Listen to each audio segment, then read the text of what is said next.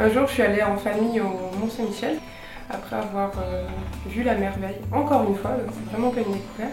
Puis être redescendue, je me suis dit, ah, je sais ce que je vais faire. Je crois que je vais faire un livre qui parle des créatures héritées du folklore nordique qui subsistent encore dans le légendaire normand. Je voulais vraiment faire du livre d'imagination, une imagination complète, quoi. C'était partir de ce que j'avais pu trouver dans mes recherches, puis à partir de là, rêver, quoi.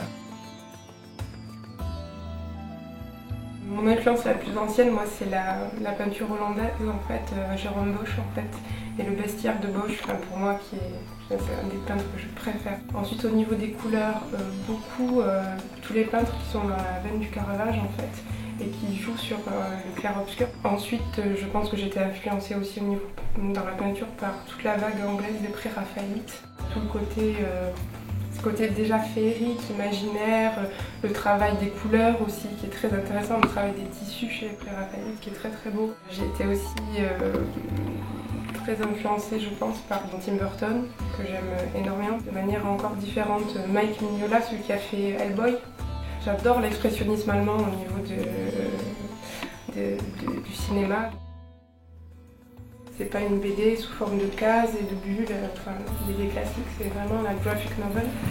Et donc là j'ai été,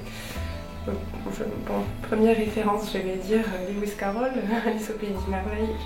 J'étais influencée par Edgar Poe, par Wilde aussi.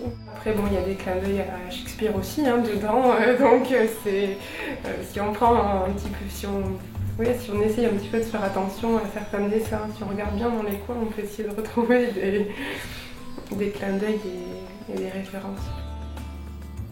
Alors le livre raconte l'histoire d'Alice Osmond, qui est un adolescent, c'est un garçon. Et en mourant en fait, il passe dans un autre monde en fait.